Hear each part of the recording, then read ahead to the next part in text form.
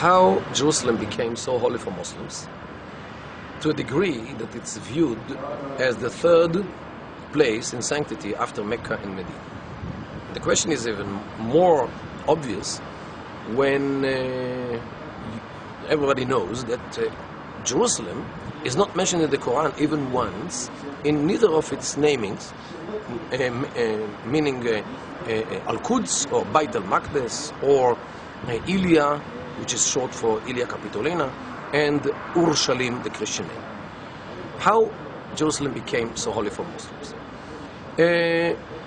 Since the Quran does not mention Jerusalem, we have to go to the Hadith, to the secondary oral tradition, and there we find many things about Jerusalem. First of all, that Muhammad, the Prophet of Islam, used Jerusalem as a direction for his prayer when he, for a year and a half, when he was in Medina, after 622, after he emigrated to Medina, he tried to drag three groups of Jews who were living near Medina by directing his prayer towards Jerusalem, just like them. They didn't buy this. He got angry with them. He slaughtered them. And they took their women and wives and girls. Even one of his wives was Jewish from that tribe.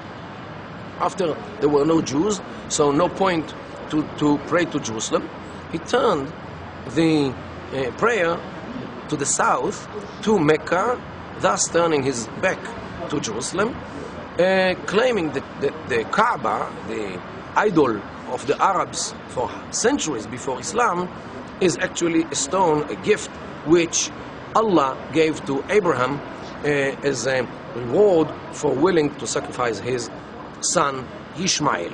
And everybody understands where this story came from. This Jerusalem finished its role in Islam.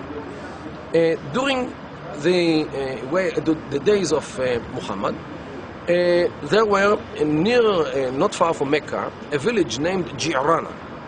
And near this village there were two mosques. One was closer and was named Al-Masjid Al-Adna, and the other one was a bit far from the village, and it was called Al-Masjid Al-Aqsa, means the further mosque.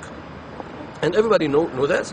And Prophet Muhammad even prayed in these mosques, Al-Masjid Al-Adna and Al-Masjid Al-Aqsa.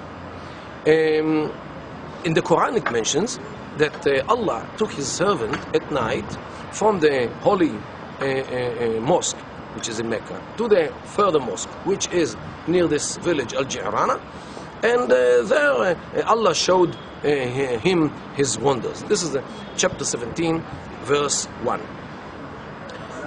After Muhammad passed away, the caliphs gradually moved the capital, the Islamic capital, to Damascus, thus leaving Mecca as a remote place, only a place for pilgrimage. In the year of 682, 50 years after the Prophet passed away, there was a rebellion in Mecca because of various reasons, mainly because of the moral level of the behavior of the people in Damascus, who were behaving freely with the wives of the Mujahideen, those who were fighting in Persia and towards Spain in the west. And since they went to Mecca every year in order to cleanse their sins, somebody from Mecca named Abdullah ibn Zubayr declared rebellion against the caliph and against those who lived in Damascus, and he prevented them from coming to Mecca to clean their sins in Mecca. So the caliph, since he could not do anything about this because he had no soldiers at that time, at the year of 682, because the soldiers were fighting in Persia and in Morocco, he, for 8 years, looked for another place or alternative place for pilgrimage. So if Jerusalem was holy for Jews and Christians, let it be also holy for Muslims.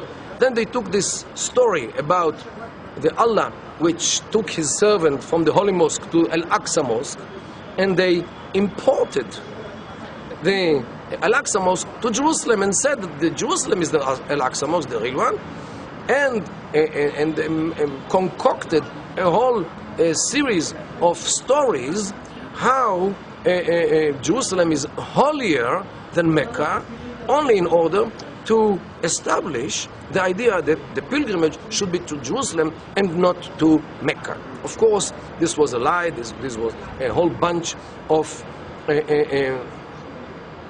concoctions. These stories which the ulama, the wise people of the caliph, made up those days. There were Islamic scholars like Ibn Taymiyyah who knew about this, and they tried to put Jerusalem in its original status, which is like every other city.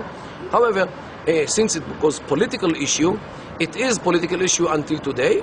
By the way, Saladin also in the 12th century used these stories also to inflame his soldiers against the Crusaders, the Christian Crusaders, towards the end of the 12th century.